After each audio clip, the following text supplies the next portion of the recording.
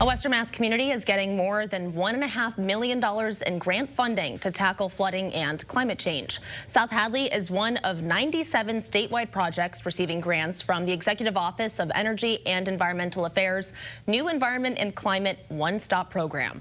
Now, this program also gives communities easier access to state funding for climate resilient projects. Out of the $45 million in total, South Hadley is getting just over $1.6 million. This is going to help us by helping to remove one of the dams that helps to really help with the depth of the impoundment of the area, helps to drain it during normal conditions. The primary areas of concern are Titus Pond and the Buttery Brook Park watershed.